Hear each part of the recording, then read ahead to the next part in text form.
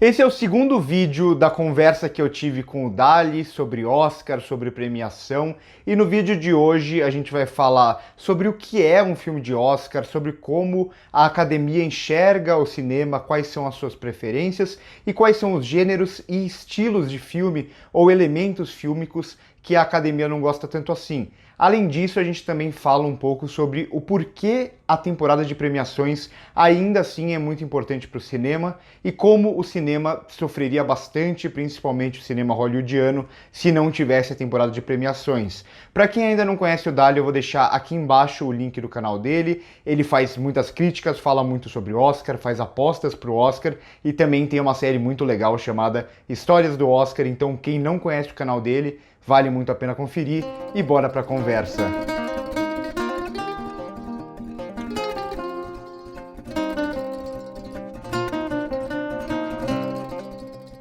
A gente falou já de campanha, mas não adianta você fazer campanha para um filme que não tenha a cara da academia, né?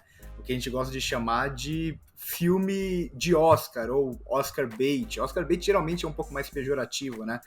Mas o que seria esse filme de Oscar, Dali? Quais seriam os pré-requisitos, entre aspas, para um filme de Oscar? Bom, o gênero preferido da academia é o drama, para começo de conversa. Então, se você tem um drama, você vai conseguir já, com certeza, vai encontrar um público bastante generoso. Tem uma mudança, no entanto, que eu acho que vai chegar ao longo dos anos.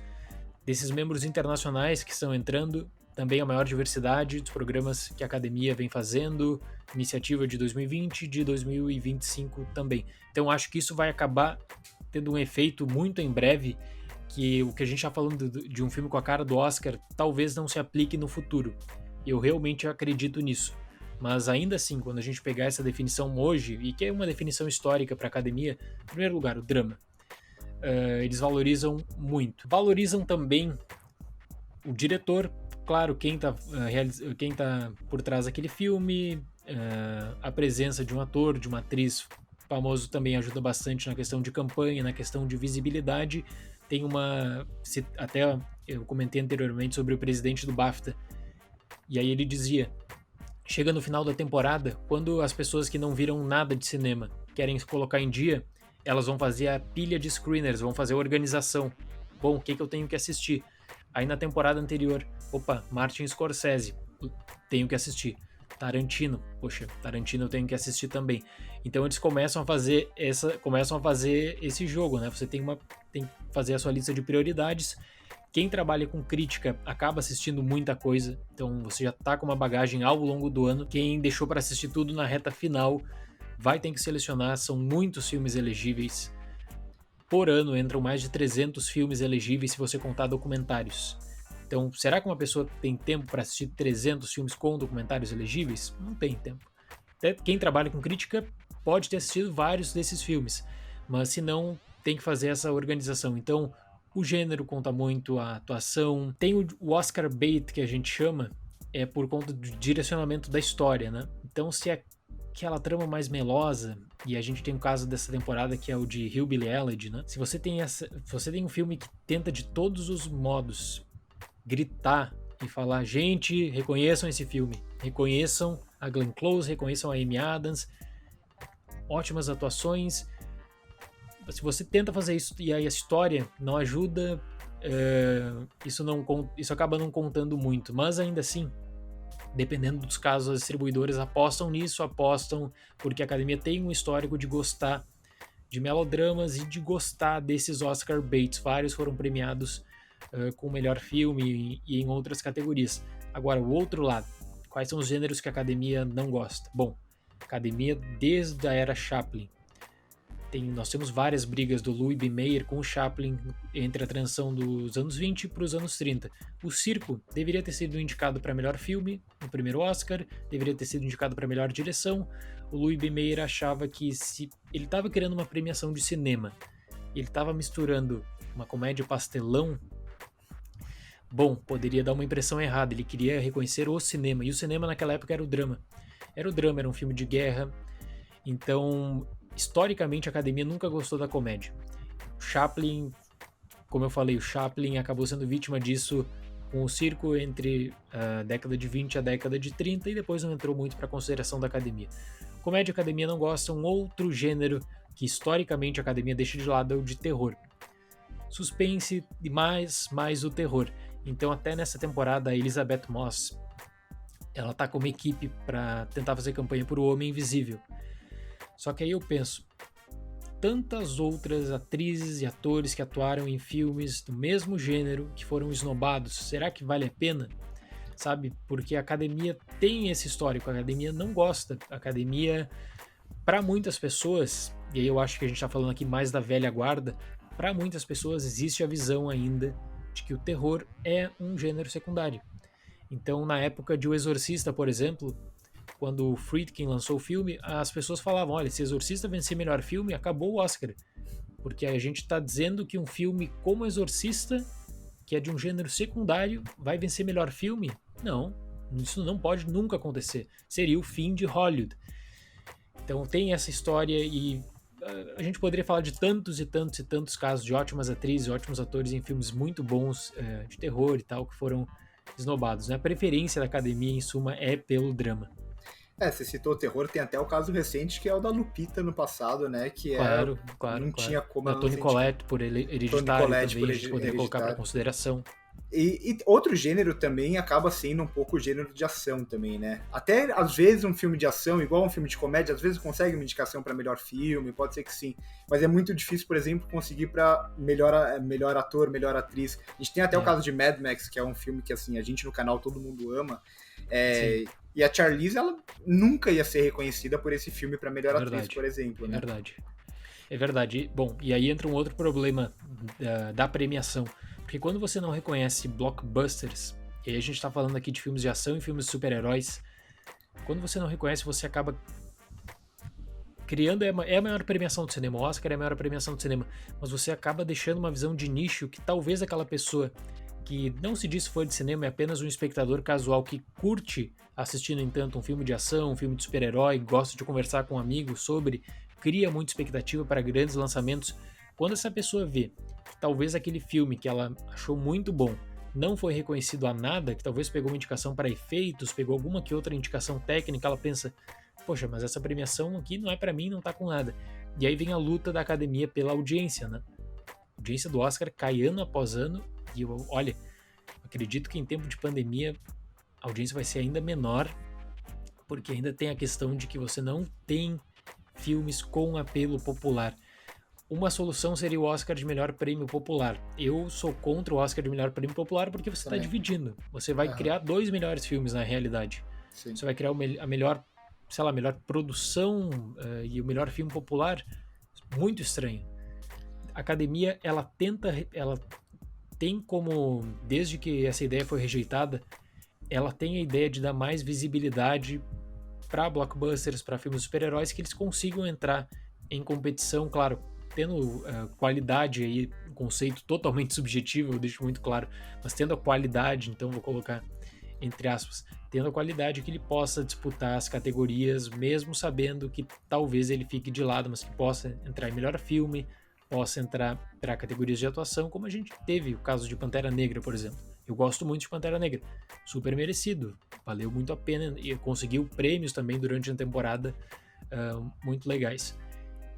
Então esse é o desafio da academia, conseguir equilibrar isso. E a pressão do público é muito forte para que mais filmes assim entrem no Oscar.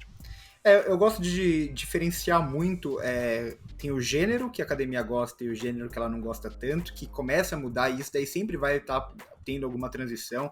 A gente viu o caso de Senhor dos Anéis, por exemplo, depois que ele foi reconhecido em fantasia, parece que a academia começou a olhar um pouco mais pro gênero e tal, mas também acho que tem a questão de elementos fílmicos também, né? Por que Corra é um terror que foi indicado? Porque Corra é um terror que tem elementos sociais muito importantes, Corra tem uma questão dramática muito importante, a mesma questão de Pantera Negra. Por que um Pantera Negra vai ser indicado e um Guerra Infinita não? Porque tem questões ali em Pantera Negra que são mais voltadas pro Oscar. E acho que isso é histórico, né, Dali? Você que é um grande historiador do cinema, a gente vê, por exemplo, o que aconteceu durante toda a nova Hollywood, né? Que os filmes, a academia não gostava tanto de violência, também tinha aquela rivalidade entre a nova geração de diretores mais pessimistas e os diretores da velha guarda. E parece que os filmes da nova Hollywood, acho que com exceção de Poderoso Chefão, eu não lembro de outro que foi reconhecido no Oscar.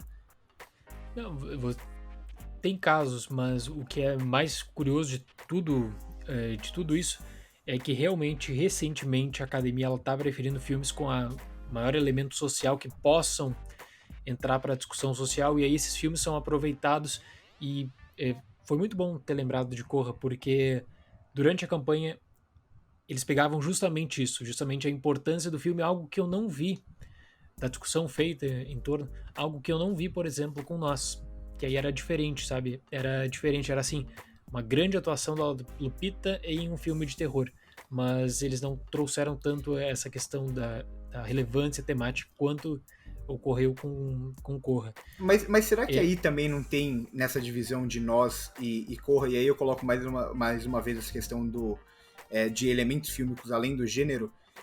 Eu acho que Nós tem também uma questão social muito importante, mas aí não entra também um pouco da subjetividade do terror, que é algo que a academia nunca gostou? Com certeza, com certeza. Se fica na dúvida, por exemplo, se ficar na dúvida, eles não vão considerar. É a melhor forma de resumir é assim. Quando tem um filme de muito impacto, como tivemos filmes de terror de muito impacto, a gente teve na década de 70, com o boom do gênero de filmes de desastre, tivemos impacto, tivemos reconhecimento também para alguns filmes. Quando tem muito impacto, não tem como deixar de lado. Não tem como você deixar de lado um Pantera Negra, não tem como deixar de lado um Mad Max.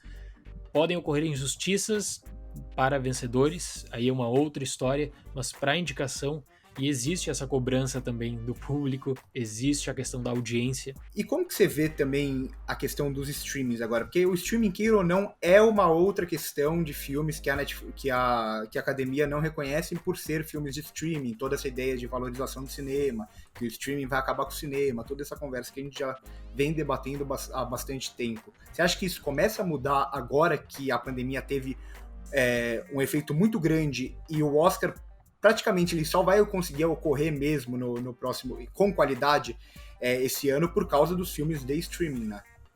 Eu tenho certeza que vai mudar, né? Tenho certeza absoluta que muda nessa temporada. Naquela época que Roma era muito criticado, existia uma ala totalmente contra serviços de streaming, só que boa parte dessa ala hoje tem contrato com a Amazon, tem contrato com a Apple, com a Netflix. E como é que a academia está consumindo seus filmes nessa temporada de premiações? Pelo serviço de streaming fechado. Ninguém tá indo no cinema. Os cinemas de Los Angeles estão fechados. Então, se você quer votar no Oscar e mora em Los Angeles ou em Nova York, você com certeza assistiu todos os filmes em casa. Claro que tem pessoas que têm um cinema em casa, mas é diferente. Mas assistiu na televisão. A maioria das pessoas assistiram na televisão. Então, acho que todo esse preconceito que existia com o streaming fica de lado nessa temporada. A questão da janela do cinema. Tinha que respeitar a janela do cinema. Todos os distribuidores agora criaram o seu próprio método de distribuição, a Warner, lançamento no mesmo dia, HBO Max, cinemas nos Estados Unidos, a Universal, 17 dias depois posicionamento para aluguel. Então veja só, em 2019 a Netflix ofereceu 45 dias de exclusividade para os cinemas dos Estados Unidos lançarem o Irlandês. E na época os cinemas falaram que de jeito nenhum, impossível, isso não é cinema. Agora não tem mais nada disso, né? Agora tudo mudou. Ô Dali, esse ano eu comecei a fazer vídeos sobre o Oscar mais cedo, né? Apostas antes das indicações. Até ano passado eu fazia só mesmo quem eu achava que ia ganhar, mais na semana do Oscar mesmo. Muito por influência do seu canal também, que eu percebi que dá pra falar bastante de Oscar durante todo o ano e tal. E eu recebi um comentário que eu achei muito curioso, que eu acho que gera uma boa discussão, que é a respeito, ele era totalmente contra o Oscar, né, e ele falava que cinema, por ser arte, não deveria ter premiação. Como que você vai comparar uma atuação de um filme com uma proposta com outra atuação totalmente diferente de um filme com uma outra proposta? E aí, uma resposta que eu tentei dar e tentar trazer aqui para a discussão também, é justamente como, tudo bem, no mundo ideal do cinema, que o cinema vai ser visto como arte e todos os diretores vão poder fazer os seus filmes quando quiserem, com o orçamento que quiser, tudo bem, isso daí seria válido, na minha opinião. Mas, como o cinema é uma indústria e ele depende desse dinheiro para funcionar, o Oscar, eu vejo não só o Oscar, mas toda a temporada de premiação como uma forma de filmes que jamais seriam feitos se não tivessem premiações, serem feitos. Porque é uma forma das distribuidoras, dos estúdios, de promover esses filmes e conseguirem depois, quando vende para aluguel, quando vende para um streaming, ganhar mais dinheiro em cima desse filme, porque é um filme de Oscar. Com certeza, sem sombra de dúvidas, sem sombra de dúvidas. Exatamente isso. Esse argumento da pessoa que falou isso é o argumento do George C. Scott, quando ele, na década de 70, fala que ele não queria ser indicado por Platoon porque ele não achava justo a competição entre atores, que ele não iria buscar o Oscar, que ele não iria na premiação, ele não gostava nada disso da academia, né? Então esse é o argumento, que ele acreditava que na arte você não poderia estimular a competição e que você não teria como julgar o melhor trabalho. Agora, para a indústria depende de premiação, tipo um festival que você pega mérito técnico de qualidade, um festival de Cannes, um festival de Veneza, tem a sua lista de vencedores. Sim. Uma premiação como o Oscar, como a gente está falando, né? Tem um impacto da campanha, marketing, mas tem a sua lista de vencedores também. E quando você coloca num filme indicado ao Oscar ou vencedor de tantos Oscar, vai acabar despertando a atenção do público. No caso de Parasita, de 2020, eu acho que merece ser discutido, porque ele teve o lançamento nos Estados Unidos no final de 2019. Depois das nomeações pro Oscar, ele foi relançado nos Estados Unidos. E depois das nomeações, foram várias pessoas que não tinham assistido o filme no lançamento original, que decidiram assistir por conta apenas da indicação. Parecia que precisava desse aval das premiações, no caso Oscar, Globo de Ouro, outras, né, Critics, premiações da crítica, precisava desse aval para conseguir fazer sucesso. Para quem gosta de cinema, talvez isso não faça diferença. Para o público casual, tem muito impacto. Uma menção indicada ao Oscar, vencedor de Oscar, já muda completamente a visão sobre o filme. E aí a gente fala, né? Para crítica, você tem que fazer a seleção do que vai assistir. A pessoa em casa também, no seu tempo livre, ela vai fazer a seleção do que assistir. E isso talvez possa ser um elemento que diferencie. E a gente falou também no outro vídeo sobre campanha. Não faz sentido, o estúdio ele nunca tá lá para perder dinheiro. Se ele vai investir na campanha de um filme, é porque faz sentido para ele financeiramente, ou até em visibilidade, por exemplo, uma Neon, que investiu bastante, deve ter tido lucro a partir disso e tal, como você citou em Parasita, mas ainda assim credibiliza a Neon como uma grande distribuidora para premiações, o que não acontecia antes. Você começa a ver um filme da Neon, que é vencedor do Oscar e tal, e como eu já tinha citado, até aluguel depois, e tudo mais.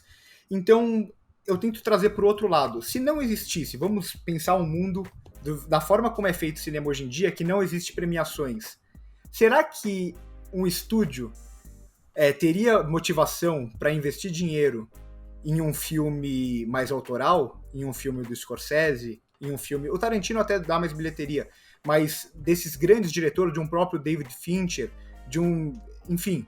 Você acha que teria motivação ou o cinema seria ainda mais dominado por blockbusters, que é onde eles acabam ganhando mais dinheiro mesmo?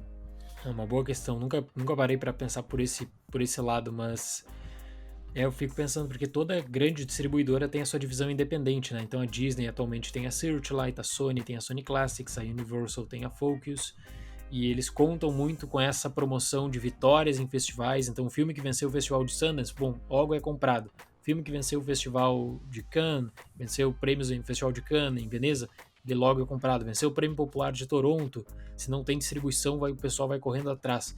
E isso faz a diferença pensando justamente nessa temporada de final de ano, porque você tem os lançamentos, toda a agenda, todo o cronograma. Eu creio que seria bem mais difícil, com certeza seria bem mais difícil você conseguir público, né? Agora vai mudar, por conta da era do streaming, a gente tem que ver qual será a aplicação no futuro também disso. E uma outra questão que eu acho muito interessante da gente comentar é também porque, quando a gente fala em temporada de premiação, não é só o Oscar, a gente tem, por exemplo, o Gotham, a gente tem, por exemplo, o Spirit, que são premiações do cinema independente. De certa forma, essas premiações, elas acabam lançando, entre aspas, muitos profissionais de todas as categorias. A gente tem vários exemplos de direção, por exemplo. A gente tem a Chloe Zhao sendo indicada agora, que tinha há anos atrás sido indicada por The Rider, que foi o filme que lançou ela. Então a gente tem vários. Isso acho que acontece muito com cineastas mulheres, né? Parece que as cineastas mulheres elas precisam passar pelo cinema independente para aí sim os estúdios começarem a olhar para elas. Então a gente tem, acho que vários exemplos, né? A Greta Gerwig também é outro bom exemplo, a Lina Ramsey, tem várias que são indicadas em Spirit, em Gotham, e a partir daí conseguem projetos maiores, projetos em estúdios.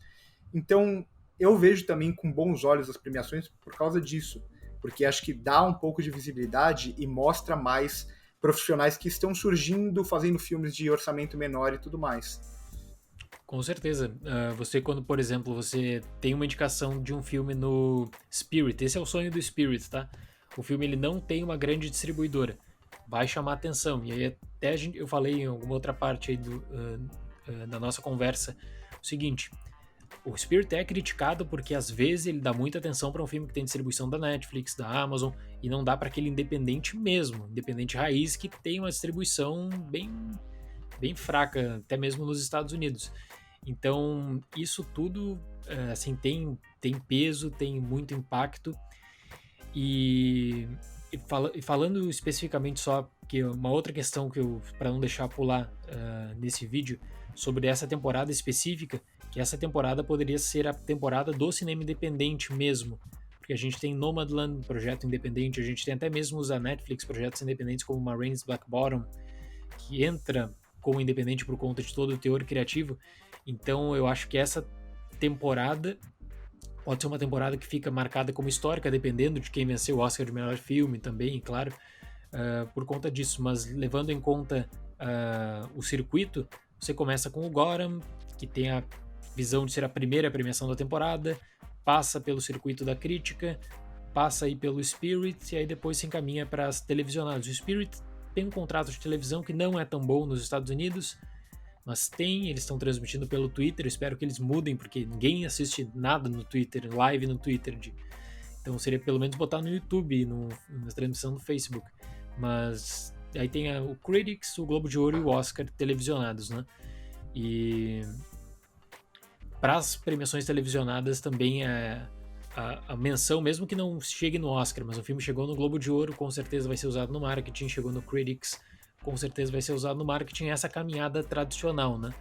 Essa caminhada tradicional que um filme faz. Você falou que pode ser o ano do cinema independente e tal, e aí muita gente vê Netflix e Amazon, também tem muita questão da Netflix e Amazon comprando filmes de outros distribuidores, Exato. de outras produtoras, né, e tal. Eu não sei exatamente esse ano, eu sei só que o Sete de Chicago era da Paramount, eu não sei se os outros filmes Isso. se eram de produtoras menores ou se já eram acordos feitos previamente com a Netflix e com a Amazon. Tem muitas pessoas se perguntam, poxa, como é que um filme da Netflix ele entra no Spirit Awards, sendo que é filme da Netflix, não é um filme independente.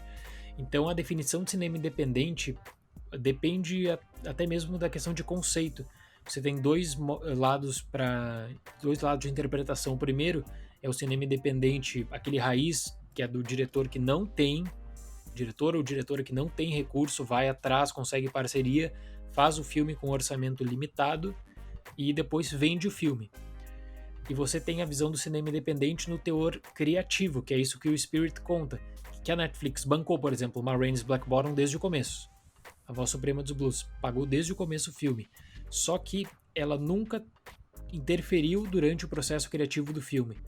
O controle do filme sempre estava nas mãos do George C. Wolfe, dos demais produtores. Então tem essas duas visões do cinema independente. Não sei qual a tua pergunta no final, acho que eu pulei um pouquinho. Se tem algum outro filme da Amazon e da Netflix que não era produção original, eles não bancaram originalmente, eles compraram depois em algum festival? Sound of Metal, One Night in Miami, não, era tudo produção já. Sound of Metal eles compraram, a Sound of Metal a Amazon comprou, tanto é que tinha comprado inicialmente só nos Estados Unidos, aí depois, legal, eles compraram em mais territórios. One Night in Miami, a Amazon tinha... One Night in Miami eu creio que a Amazon comprou. Comprou o filme. Foi. A Amazon comprou One Night in Miami, depois que ficou pronto. Malcolm and Marie foi feito na pandemia. A Netflix comprou agora por um grande valor, por um alto valor. Um filme de baixo custo de produção que a Netflix conseguiu adquirir. Então a intenção mesmo desse vídeo é mostrar como as premiações, por mais que a gente discorde muito, Acho que você sai com o mesmo sentimento, Dali. Muitas vezes a gente assiste um Oscar e fala, não é possível, nenhum dos filmes que eu tava torcendo ganhou, não tem justiça nas premiações e tal. Mas é justamente por isso que a gente tá tendo essa conversa e tentando trazer como funciona. O sistema funciona assim? É perfeito? Não é perfeito. Mas a gente meio que tem que aceitar, a gente tem que meio que entender e ver o lado positivo de como funciona a Verdade. indústria hoje em dia, né? Eu vejo, por exemplo, esse ano, que tem nas premiações independentes, acho que só para fechar, muitas mulheres indicadas para melhor diretora, e eu vejo, por exemplo, a Kelly Reichardt, que já está no cinema independente há muito tempo, com a visibilidade que o First Call ganhou, se ela não vai conseguir um projeto maior a partir de então. A mesma diretora, se eu não me engano, é uma diretora mulher, né, de Never, Rarely, Sometimes Always, que foram para mim Isso. foram os meus dois filmes favoritos que eu vi no ano passado, né, e que... Exatamente. A visibilidade que ganha, e também agora com esse hype na temporada de premiações, e muitas pessoas que descobrem esses filmes por conta disso, por conta desse hype que é gerado, às vezes deixou passar o filme durante o ano, aí chega no final, vem sendo lembrado, vem sendo discutido, opa, peraí, vou assistir. Então ajuda bastante, é um impulso na carreira, sem dúvida alguma.